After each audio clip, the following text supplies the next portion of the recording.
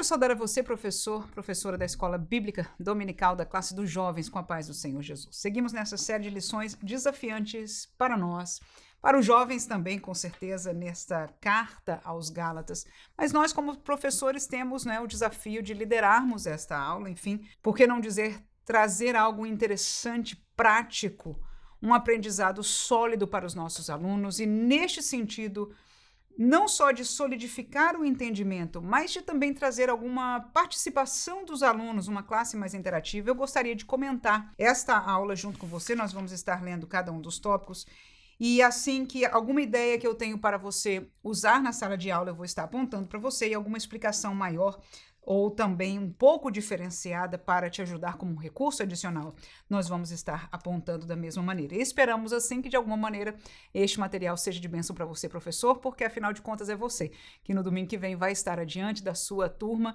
da sua sala de aula, com este coração, com certeza, como todos nós como professores temos, de que eles amem a palavra de Deus, continuem vindo aprender a palavra de Deus na Escola Bíblica Dominical e sejam abençoados por ela. Claro que, como dissemos, estes textos em Gálatas, o assunto é desafiante, não é só para você, se você não está sozinho nisso, eu sinto da mesma maneira, não sou professora da classe dos jovens, mas em vendo este material, meu coração vai junto a você neste desafio. No entanto, vamos passar pela graça de Deus e, por que não, aprender alguma coisa e, por que não, nos alegrarmos na palavra de Deus. Então, vamos lá, a nossa introdução, o texto bíblico é Gálatas 3, 17 a 24, cada um de nós, com certeza, já lemos este texto.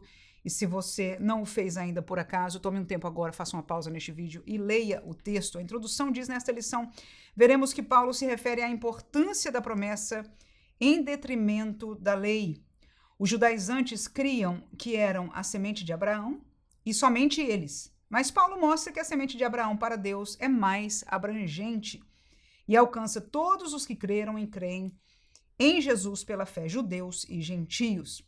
A lei, que é o pacto mosaico, não tem o poder de anular a promessa de Deus feita ao patriarca 400 anos antes, pois Deus não voltou atrás em sua promessa. Então, essa introdução, na verdade, para você que já leu ao comentário, sabe que é um resumo daquilo que nós vamos estar estudando. Então, nesta aula, especificadamente, eu não abriria nenhum entendimento aqui na introdução, passaria por cima da introdução no melhor sentido, porque tudo aquilo que ele está explicando aqui vai se explicar mais detalhadamente nos tópicos que estão a seguir. O primeiro tópico é o pacto de Deus anterior à lei.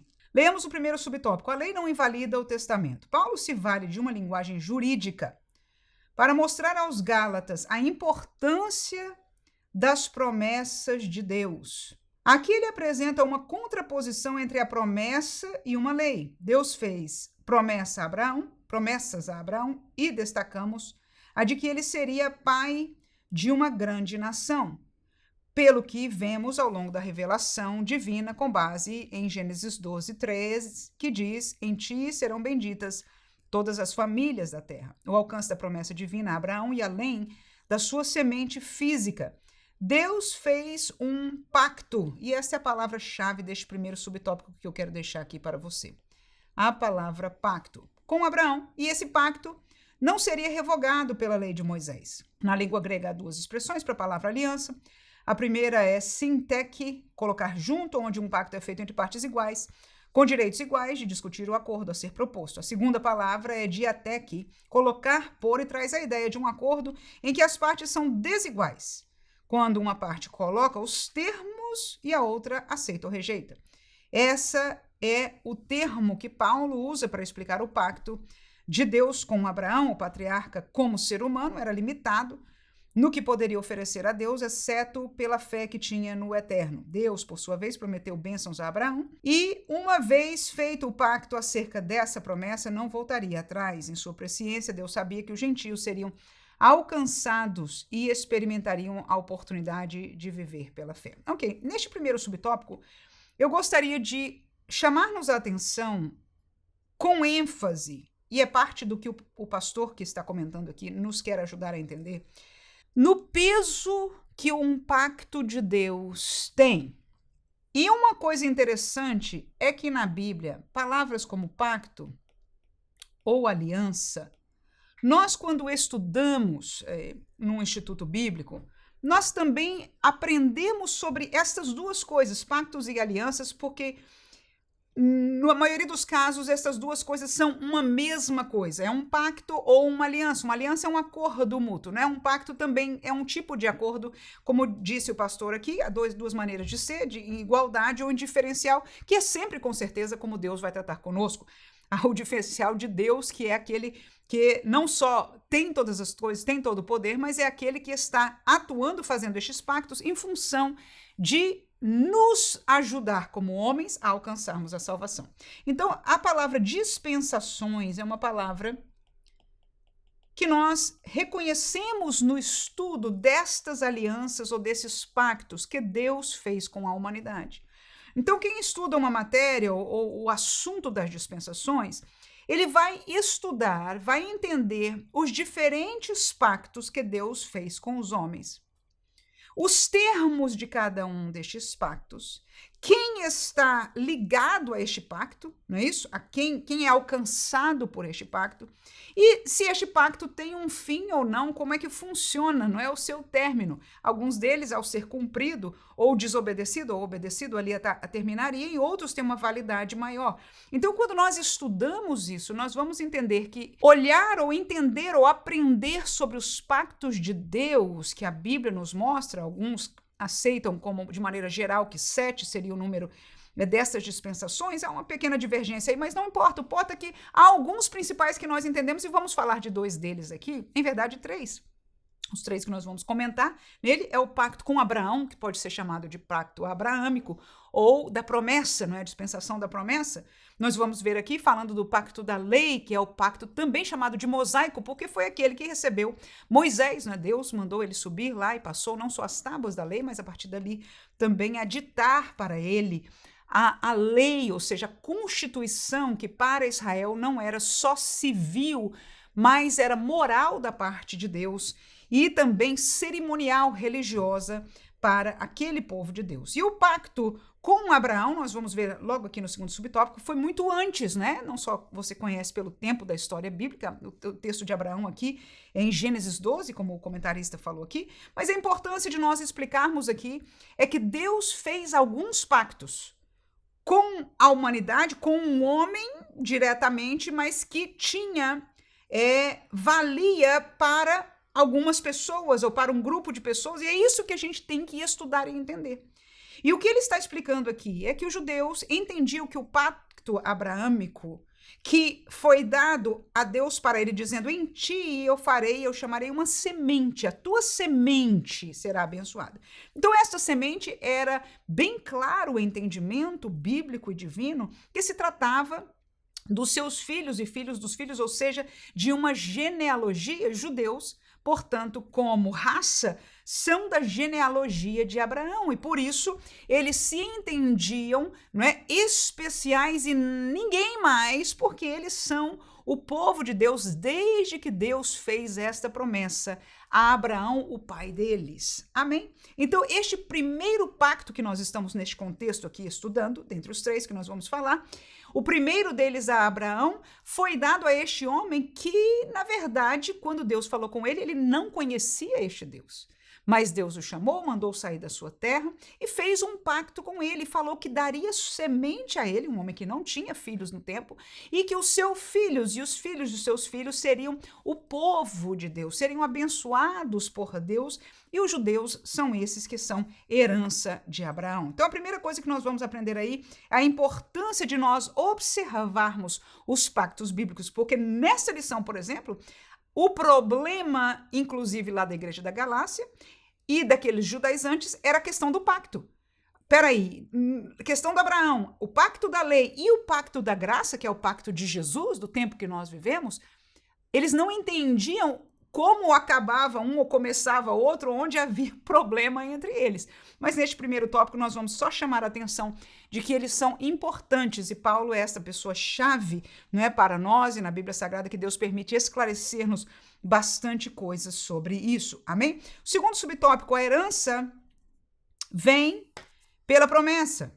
Por mais que a herança possa ser regulamentada por uma lei, ou seja, por mais que uma lei defina as regras para que uma herança possa ser dada e recebida, a lei não tem poder de modificar a vontade do testador nem de alterar o testamento, depois de o testador ter falecido.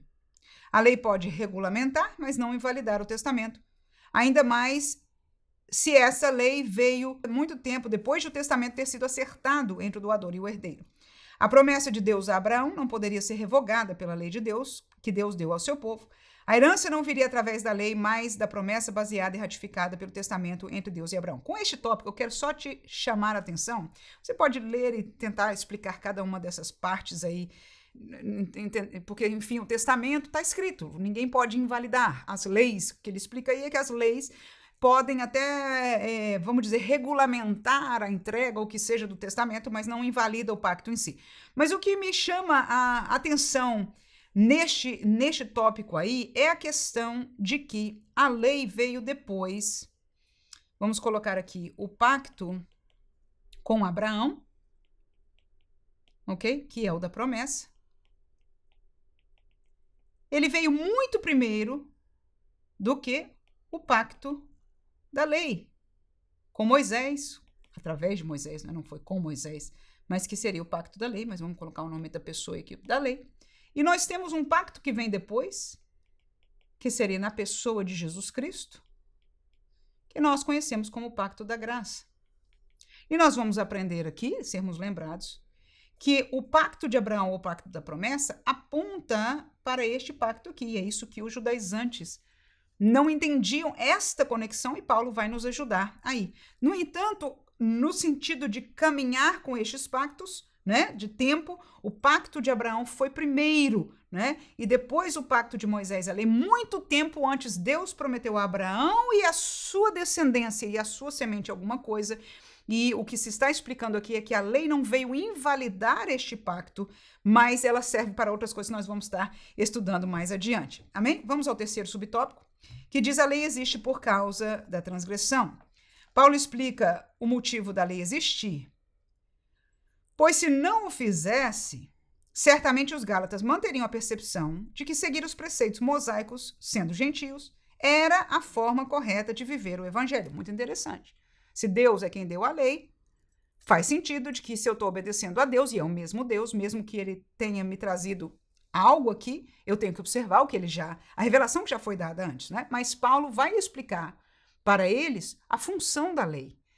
E como eu disse no começo, quando nós estudamos estes pactos no contexto da Bíblia como um todo, nós vamos aprender, e claro que algumas coisas, como ele diz aqui, aquelas pessoas daquele tempo não tinham a visão que hoje nós temos por aquilo que Deus permitiu a Paulo nos explicar. E é por isso, pela graça de Deus, que os textos de Paulo, essas cartas, estão na Bíblia Sagrada, para que nós conheçamos perfeitamente este assunto e esta realidade. De certa forma, a lei de Moisés pode ser comparada a um objeto que tem a capacidade de refletir a imagem de uma pessoa, mas não de limpá-la. A lei mostrava quem a pessoa era, mas não podia mudá-la. Então, ele fala de que o pacto de Moisés, ou seja, a lei, era mais ou menos uma comparação, né? Refletir a imagem, mas não pode limpar. Mostrava quem a pessoa era e não podia mudar. E no texto aqui, no versículo 21 do texto bíblico, né, diz, se fosse a lei o pacto final, não seria porque ela não pode vivificar. Ela não pode vivificar. Então, essas três palavras caminham em comum aí. Então, eu vejo que o pacto da lei, ele é um pacto menor. Menor do que aquele que Paulo está falando, que vocês, Gálatas, estão. Que nós sabemos qual é que nós estamos nele também, o pacto da graça, ok? Então, ele diz, é menor. Porque ele faz você ver o problema, que no caso é o pecado, né? Mas não resolve, não limpa, não vivifica. Não pode mudar a sua vida, não transforma. Então, a lei não transformava ninguém. Que diferença nós já estamos aprendendo aí, né? A lei apontava para o pecado, mas não transformava, não limpava por si só, pela sua existência, o pecado. Então, ele é um pacto menor. E nós vamos aprender também aqui que ele é um pacto passageiro. Ele tem fim. Nós vamos aprender aqui neste texto. Fala que foi um aio, serviu de aio. São duas palavras, daqui a pouco a gente vai falar sobre essas duas palavras aí. Então, vamos seguir aqui. Espelhos não mudam a aparência das pessoas que se colocam diante deles. Eu estou no tópico primeiro, para você que está com a classe, a revista dos professores, página 51, subtópico 3, e vamos na parte esquerda, no último parágrafo. A lei tinha por objetivo regular as relações entre o homem e Deus, entre o homem e o seu próximo, e o homem consigo mesmo. E eu achei isso aí interessante, se você quiser fazer, até no texto dos 10 mandamentos, que os 10 mandamentos eu diria seria o resumo da lei, não é? Não é a lei completa, mas é Êxodo, né? Capítulo 20. Tem 10 mandamentos. Se você podia mandar os seus alunos, depende do tempo que você tem na sala de aula, da preparação que você vai ver, as coisas que você vai explicar aqui, né? De aula para aula. Mas se você achar que você tem tempo e quiser fazer alguma interação com os alunos, eu achei aqui uma oportunidade. Você vai no texto de Êxodo 20, são alguns versículos somente, os primeiros, 10, 12, 14 por aí, né? E você pede para eles encontrarem pelo menos um exemplo de uma lei que trate da relação entre o homem e Deus. Não terás outros deuses diante de mim, por exemplo, entre o homem e Deus, né? Entre o homem e o seu próximo. Não cobiçarás, apesar que a cobiça é interior, mas matará. Não matarás. Entre o homem e o seu próximo.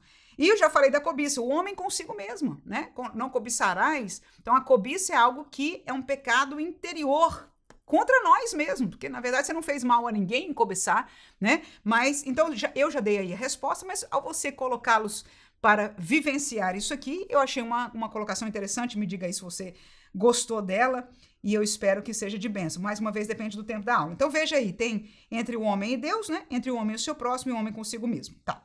Era um código de suma importância para os hebreus. Ela existia porque a natureza pecaminosa dos filhos de Abraão era a mesma natureza pecaminosa dos demais seres humanos. E os hebreus, pelo menos, teriam um referencial escrito para não pecar contra Deus. E aí eu tenho uma segunda pergunta para você fazer de interação, né? Com a turma. Primeiro foi essa de Êxodo 20, que são os 10 mandamentos, né? Vou botar aqui os 10 mandamentos. Seria o resumo da lei de Moisés, não é isso? Então, você encontrar isso aí, a realidade do que ensinava a lei. E agora você entende que a lei estava escrita, tinha suas cláusulas, para fazer as pessoas, os filhos de Deus, o povo de Deus, entender o que era pecado contra Deus. O que para Deus era pecado. E era entendível não só porque estava escrito que é pecado, mas pela punição que Deus colocava na lei, né? Muitas leis, não só depois dos 10 mandamentos, se explica, olha, se alguém fizer isso, tem que pagar assim, assim, assado, tem que fazer aquilo, aquilo, assado, essas coisas. Então, a lei foi um referencial escrito para o povo de Deus, para eles aprenderem como não pecar contra Deus. E agora, a minha pergunta para você, e você vai fazer para a turma, como é que a gente aprende isso no contexto do Novo Testamento? Nós já não somos chamados a viver pela lei de Moisés. Ninguém aqui tem cordeiro, nem paga 4 vezes alguma coisa. Enfim, como é que nós sabemos será que nós devemos ir estudar o Antigo Testamento para saber o que agrada a Deus? E a resposta é não. Por quê? Aquilo que é moral da lei de Moisés está repetido em sua íntegra no Novo Testamento. Então, se nós estudamos o Novo Testamento, isso é um texto bem clássico disso aí, seria o próprio Sermão do Monte. Logo depois daquela bem-aventurança, Jesus começa a dizer, lembra que os antigos, ele diz, os antigos, está falando da lei, diziam que era para fazer assim? Pois eu vos digo, aí ele fala de fazer a lei e ainda com uma dimensão mais profunda. Por exemplo, ele dizia assim, os antigos diziam que não podia adulterar. Pois eu te digo que se você olhar para a mulher do outro com desejo, o seu coração já pecou contra Deus. Pronto. Então nós vemos a dimensão deste novo pacto chamado graça, que Jesus agora estava ensinando que estava para entrar em vigor. Este pacto da lei estava agora, né, tinha cumprido a sua missão e agora ali estava Jesus em que no seu sangue, ou seja, depois da sua morte, mas ele já estava explicando o assunto, já estava ensinando sobre este novo pacto, amém? Então você vai ver que esta moral, ou seja, o que é certo e errado, a justiça de Deus, vai ser totalmente repetida no Novo Testamento. Né? Então, onde no Novo Testamento nós encontramos a lei de Deus? Por toda parte. E você pode perguntar de cabeça aí para alguém que, por exemplo, o que é errado contra Deus? O que é pecado? Um exemplo de cada um pode dar um exemplo de pecado com base naquilo que nós conhecemos no Novo Testamento. Então, uma outra dinâmica que, se você quiser fazer, né? O que é pecar contra Deus no Novo Testamento. Volto a dizer, então, que a lei do Antigo Testamento, ela não foi enterrada no sentido de que nada daquilo presta. Não. Daquilo ali existiam leis cerimoniais e civis que perderam a sua função, mas a lei moral de Deus, ela é vigente eternamente, porque ela é baseada naquilo que Deus é. Então, quando nós vemos o Novo Testamento, este novo pacto aparecendo, na verdade, ele vai repetir toda a moral de Deus e até, num certo sentido, aprofundar mais, porque ele veio com essa vertente que o outro não tinha, que é de vivificar. A gente vai falar daqui a pouco sobre isso, tá? Então, vamos terminar a leitura aqui do terceiro subtópico. Como já sabemos, a lei apontava o pecado. Ela, de certa forma, restringia a maldade, e nos é dito que ela existia por conta das transgressões. Como sabemos, é da natureza pecaminosa do ser humano tentar burlar regras, e aí está o texto de Romanos 7,7, nós vamos ler agora. A lei mostrava o pecado e os homens tentavam os limites do alcance dela, pecando contra Deus. Romanos 7,7 diz: que diremos, pois? É a lei pecado? De modo nenhum. Mas eu não conheci o pecado senão pela lei. Porque eu não conheceria a concupiscência se a lei não dissesse, não cobiçarás. Então, Paulo está explicando aqui aos irmãos de Roma essa verdade. Que a lei não é pecado, mas eu conheci o pecado pela lei. Então, a lei, uma das primeiras funções bíblicas da lei, nós já falamos um pouco sobre isso aqui, é trazer o conhecimento do que é pecar contra Deus. E, num certo sentido, até o pecado interior, não só contra os homens, que socialmente faz mais sentido para nós, mas este até que Paulo usou, até o exemplo que eu usei, né, da cobiça. Ele diz, eu não conheceria que esta cobiça é uma concupiscência, é uma maldade, é algo pecaminoso no meu coração. Eu não conheceria se a lei não me dissesse. Então, este é um dos papéis da lei que nós estamos aprendendo aqui. Amém? Então, primeiro tópico e agora o segundo tópico, que é a lei não invalida as promessas de Deus. Primeiro subtópico, a lei não é contra as promessas de Deus. É estranho imaginar que Deus tenha feito um pacto com Abraão e 400 anos depois tenha mudado as regras, fazendo uma lei para os descendentes de Abraão e mudando os termos antes acertados. Em sua fidelidade, o Eterno mantém o que foi ajustado com Abraão ao longo dos séculos. Aí eu faço um parênteses, que não é aceitável desde que a validade, o acordo tenha sido para mais pessoas do que aquele tempo. Então, isso aqui vai depender, porque no caso da lei, por exemplo, ela se tornou, a parte cerimonial da lei, do sacrifício, tornou-se invalidada, né? Então, essa colocação aqui é meio delicada, mas neste sentido de Abraão, havia previsões ali do que Deus falou, e nós vamos falar nisso daqui a pouquinho, né? De que ele estava se referindo à semente de Abraão, a bênção da sua semente, mas ele menciona também todas as famílias da terra, ou seja, alguma coisa parece que ia ser mais abrangente.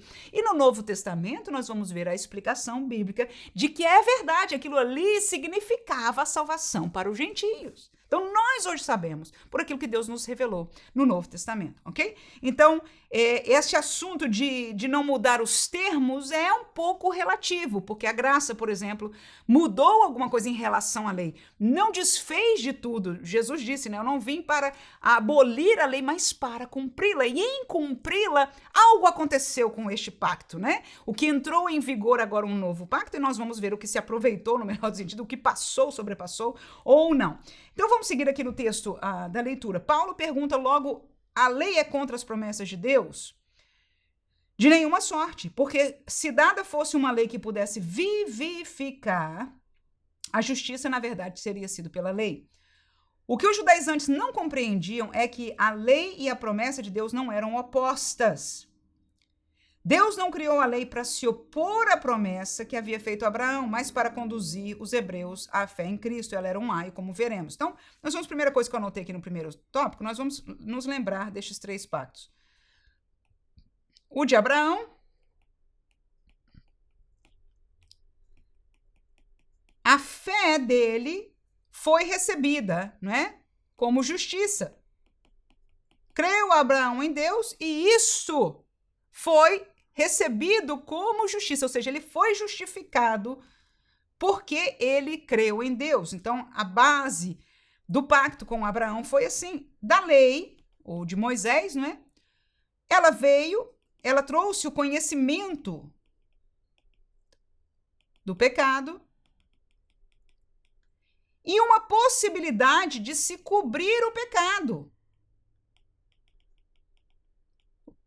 Na carne, essa é a maneira que nós lemos na Bíblia, né? Essas palavras. Mas o que isso quer dizer? Ora, Abraão foi justificado pela sua fé, ok?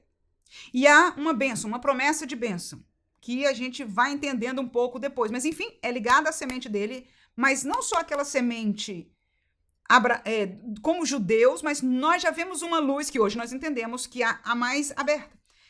A lei, então, agora veio este segundo pacto, né? Depois, para o conhecimento do pecado.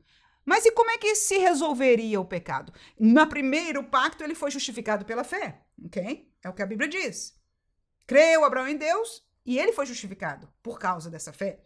Agora, o conhecimento do pecado veio pela lei. E agora, como é que a pessoa era feito justo diante de Deus? Então, o sangue dos cordeiros, o sangue de animais, servia no pacto passado, no pacto da lei, para cobrir o pecado na carne. Ou seja, quando Deus, na sua justiça, ia operar, por exemplo, né, contra o pecado, e aquele sangue era recebido para aplacar a ira de Deus contra o pecado. Então, as cerimônias, a morte, o derramamento de sangue dos animais, o sacrifício de animais, servia para isso. Isso é o que a lei faz. No entanto, a graça, ou o pacto do Espírito, né? O Espírito, ele é diferente porque ele vivifica. Essa é uma palavra que Paulo usou aqui. Eu vou te levar lá no texto de 2 aos Coríntios, capítulo 3 e versículo 6, que diz: o qual nos fez também capazes de ser ministros de um novo testamento. Então, este é o do Novo Testamento aqui, ó, Novo Testamento. Não da letra, mas do Espírito. Nós já falamos, este Novo Testamento é do Espírito, porque a letra mata e o Espírito faz o quê? Vivifica. Então, este novo pacto, ele diz, capaz de sermos ministros de um novo pacto, um novo testamento. Essa linguagem jurídica é bíblica, né? Testamento deixa alguém que vai morrer, né? Então, um novo testamento foi feito, um novo pacto, uma nova aliança, não da letra, mas do Espírito, porque aquela letra tinha uma razão de ser, nós já começamos a estudar sobre isso, daqui a pouco vamos falar um pouquinho mais sobre isso, mas ela não tem a capacidade, como o autor falou, é como quem vê a imagem, mas não pode se limpar. Ela vê que tem um problema, sabe que pecou, mas não pode mudar.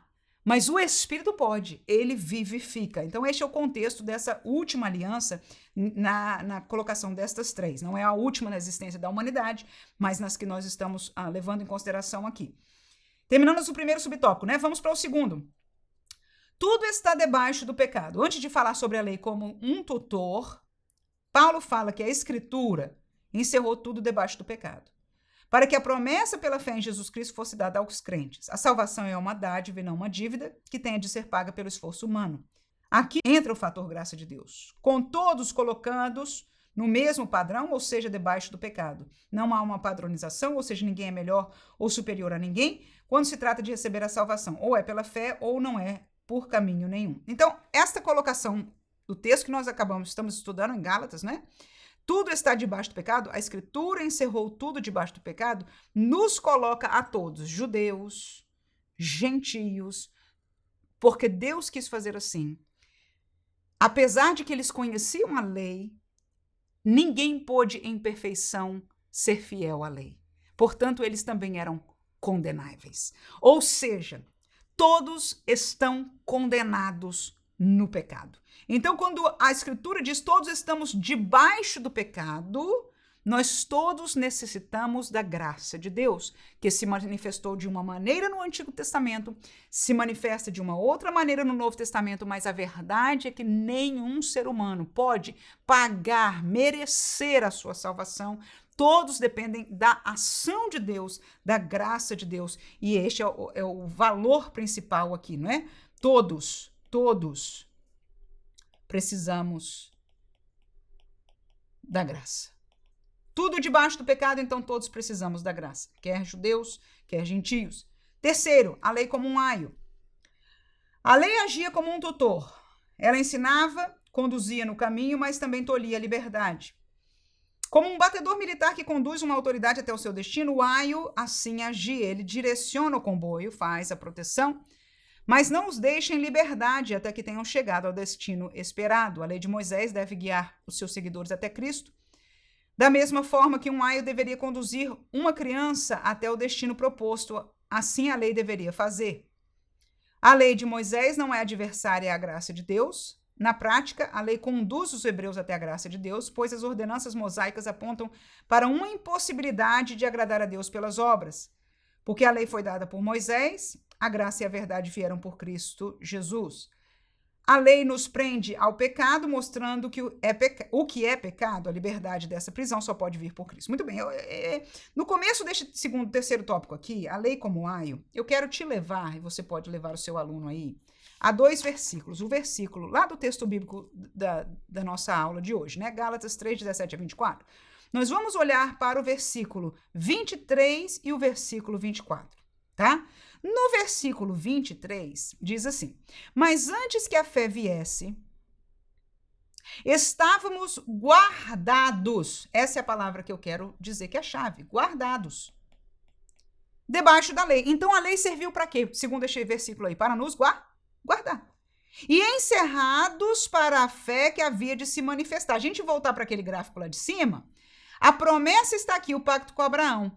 A lei está no meio, mas a promessa apontava para um outro pacto, ou seja, nós precisávamos ser guardados, precisava deste tempo e deste pacto, desta lei, desta intervenção de Deus de transição para nós como povo de Deus entre o tempo de Abraão e o tempo da fé, da manifestação do Filho de Deus, do Messias, amém?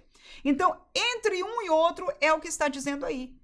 Antes que a fé viesse, ele diz, nós fomos guardados debaixo da lei. Nós quem? O povo de Deus, o povo que conhece a este Deus. Amém? Então, a lei em primeiro lugar, nós aprendemos aí, muito importante. Ela serve para quê? Para guardar. Segunda palavra está no 24. De maneira que a lei nos serviu de aio. E aio é para nos... Aí a segunda palavra. Versículo 24, para nos o quê? Conduzir. Conduzir a Cristo. Aqui ele chamou guardados para a fé e aqui conduzir para Cristo. Todos estão falando de uma mesma promessa, de um mesmo pacto. O pacto do Novo Testamento que nós conhecemos como o pacto da graça, ou o pacto da fé, ou o pacto de Cristo, não importa, né? As regras, a realidade desse pacto, Jesus nos ensinou. E nos escritos de Paulo nós temos essa amplitude de entendimento sobre este assunto. Então, nós voltamos aí nessas duas palavras, nós encontramos o entendimento para este tópico. Então, a lei como um aio, ela nos serviu para nos guardar neste caminho e nos conduzir, significando que era, como nós dissemos antes, um pacto passageiro, um pacto que nos guardaria como herança de Deus. Veja que, escute por favor, o povo de Israel estava no meio sozinho de um mundo inteiro pagão. E você sabe, se você já leu ou ouviu história suficiente da Bíblia, você sabe que esse pessoal, mesmo estando na terra da promessa, que Deus deu vitória para ele contra os inimigos, diz, não se misturem, não adorem os seus deuses, não dê as suas filhas em casamento. O que acontecia, irmão? Ainda assim se misturava. Você vai ver tantas vezes no livro de Reis, no livro de Crônicas, que conta a história, quantos eles adoravam aos deuses da terra. Prostituição espiritual. Né? Então, nós vemos que se Deus não tivesse estabelecido este aio, este condutor, este tutor, até chegar à fé, teria se perdido tudo.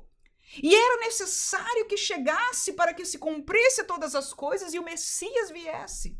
Houve um tempo de preparação, houve um tempo de promessa, houve um tempo, né, de profecias acerca deste Messias, dessa salvação que seria para o mundo gentílico.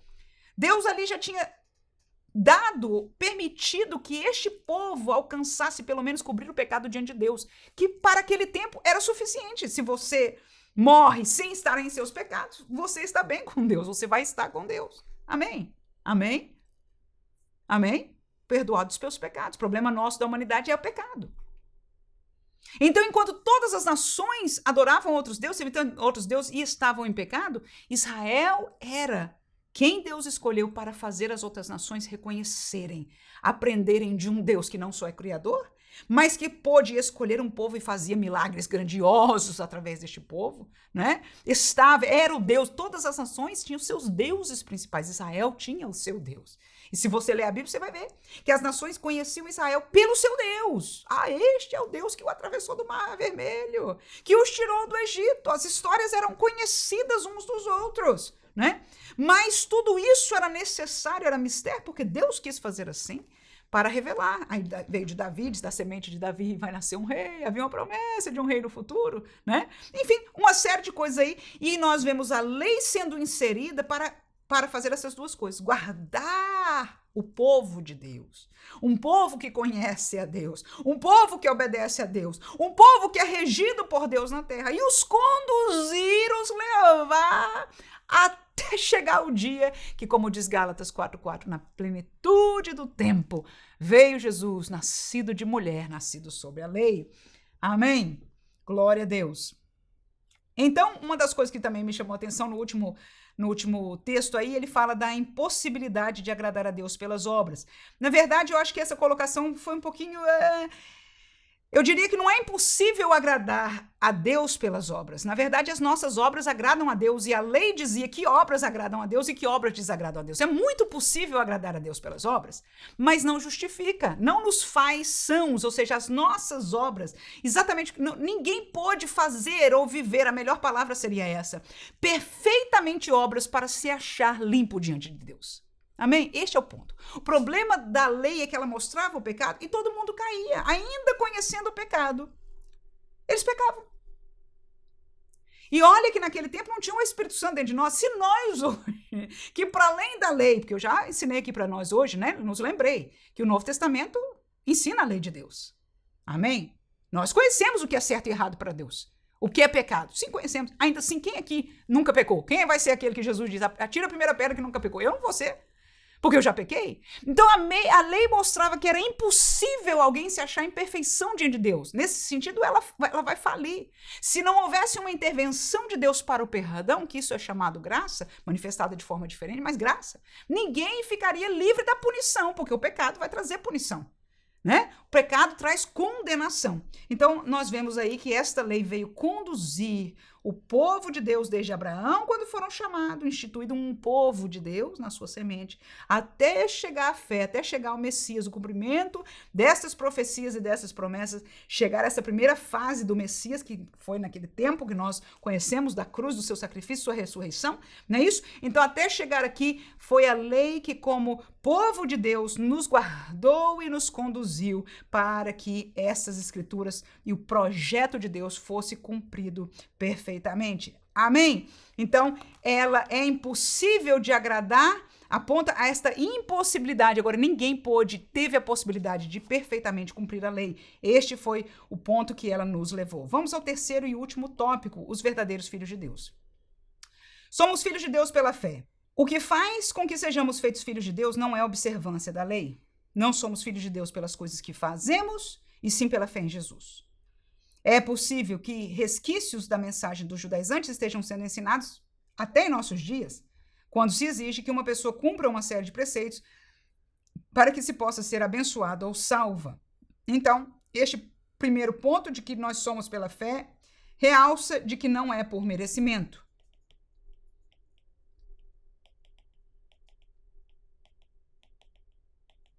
Deus não escolheu ninguém por merecimento.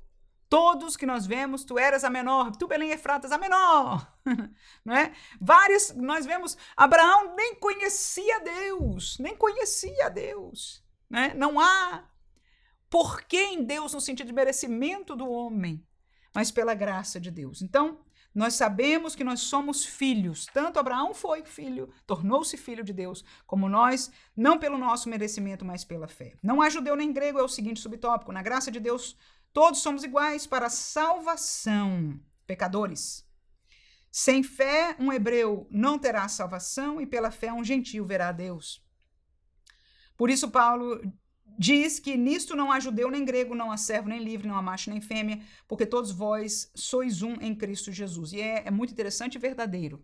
Mas é uma colocação muito própria do comentarista. Nós somos todos iguais para a salvação, pecadores. Porque há diferenças entre nós. Há diferenças entre nós. Há diferenças, como ele diz aqui, macho e fêmea. Dentro do contexto da família, biblicamente, a diferença entre um pai e uma mãe. A função, funcionalidade. No contexto da igreja, pastores e ovelhas, há funcionalidades diferentes, né? Então, não é que não exista diferença funcionais que Deus, inclusive, estabeleceu, ok? No entanto, no tocante à salvação, pronto. Aí, irmão, tá tudo aí. Não tem judeu, não tem ex-abraâmico, não tem quem fale hebraico, não tem quem seja mestrado em teologia, não tem rico, pobre, não tem nada, irmão. Somos todos iguais para a salvação. Porque conforme a palavra de Deus, ele diz, Deus não faz acepção de pessoas. Somos descendentes de Abraão, o terceiro subtópico aí, e nós já estamos terminando a nossa lição. Paulo não diz que somos herdeiros de Abraão por força da lei de Moisés, mas sim por causa da promessa de Deus. Os judeus ainda são descendência física, sim, de Abraão, mas todos os que creem em Jesus pela fé são igualmente filhos de Abraão. Nós fomos feitos filhos de Deus por adoção, mas nem por isso somos menos filhos de Deus. A adoção traz para nós as prerrogativas de uma herança que nos está destinada pela fé, graças a Deus. Eu vou deixar aí neste tópico aqui um texto para você, tá? E você pode ler com a turma aí, Gálatas, capítulo 3, versículos 6 a 8. E este é o texto que eu quero usar para terminar a nossa classe, que vai explicar este tópico com um pouco mais de clareza. O texto da leitura bíblica, né, é capítulo 3 de Gálatas, mas ele começou mais adiante. Nós vamos ler o versículo 6 a 8, que diz: assim como Abraão creu em Deus, e isso lhe foi imputado como justiça, sabei, pois, que os que são da fé, nós, são filhos de Abraão. Tá aí. Então, olha que explicação gloriosa. Enquanto os judeus estão dizendo, nós somos os filhos de Abraão, Paulo ensina pra gente aqui, olha, porque foi a fé que justificou Abraão, então todos os filhos da fé são filhos de Abraão pela fé. Que lindo! Aleluia! Então nós não somos filhos de Abraão pela genealogia, pela carne, pelo sangue, mas somos filhos de Abraão pela fé, que Paulo está explicando. Ora, tendo a Escritura previsto que Deus havia de justificar pela fé os gentios, anunciou primeiro o Evangelho a Abraão. O Evangelho é o quê? Boas novas. Olha o Evangelho, olha como é que a Bíblia é linda, irmãos. Isso é que eu amo na palavra de Deus. É que quem conhece a Escritura inteira vai descobrir que no Novo Testamento, em outra Escritura, ela vai esclarecer outra que ficou para trás, que às vezes a gente pergunta e aplica e faz e não entende muito bem e pensa que é isso. Se a gente ler direitinho as Escrituras, em algum lugar vai dar uma luz àquele texto e vai dizer, era por isso, e esse é um deles.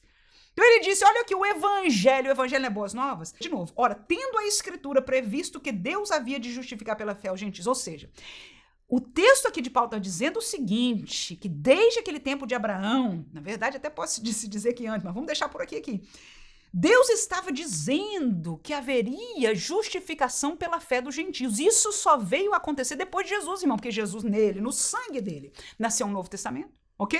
No começo, quando a igreja, até Pedro não entendia muito dessas coisas, até que ele teve aquela visão, lembra dela? E foi mandado estar com Cornélio, lembra disso? E que eles, quando Cornélio ali aceitou Jesus, foi batizado com o Espírito Santo, ele disse uma coisa. Aliás, quando Cornélio deu testemunho do que o anjo falou com ele disse, agora eu entendo que Deus não faz acepções de pessoas. E no fim, quando foram batizados tudo, os irmãozinhos que vieram com Pedro disseram, agora nós entendemos como podemos negar a água, né? A estes que Jesus batizou no Espírito Santo. Verdadeiramente, Deus recebe aqueles que temem a Deus.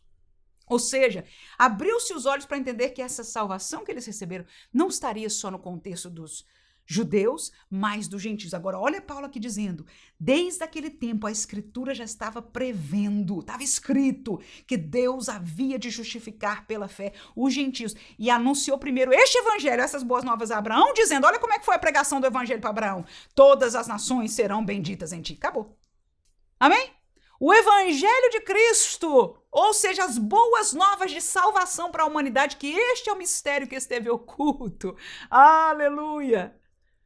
Este é o mistério que esteve oculto mas que estava preparado, a salvação para todos. Este evangelho, esta boa nova foi dada a Abraão. Quando Deus usou estas palavras, em ti serão benditas todas as nações da terra. Paulo agora ensina que isso aqui estava falando, que pela fé, os gentios, o mundo inteiro, quando nós olhamos para a história e vemos um paganismo geral e Deus pela lei conduzindo e guardando um povinho para chegar este tempo, o tempo chegou e agora é que nós estamos vivendo. Vamos anunciar, irmãos, o evangelho, que a salvação está disposta de Deus para todo mundo, para o mundo gentílico. Versículo 9, eu vou terminar com este aqui. Não tinha colocado, mas vou ler aqui. De sorte que os que são da fé são benditos com o crente Abraão. Então nós somos filhos de Abraão, porque ele foi o pai da fé. E este evangelho que nós hoje vivemos, aberto para todo mundo gentílico que somos nós, não só os judeus, foi trazido pelas escrituras desde o princípio. Coisa bonita, né? Alguns se alegram mais, outros menos com essa coisa de lei, de graça e pactos e etc. Mas eu espero em Deus que algum recurso nós tenhamos podido compartilhar com você e que, no mais, Deus possa te dar graça, amor pelos seus alunos, né? E graça e sabedoria para ensinar essas lições, como eu disse, um pouco desafiantes, mas eu espero em Deus que podemos ajudar em alguma coisa. Deus abençoe você em nome de Jesus. Amém.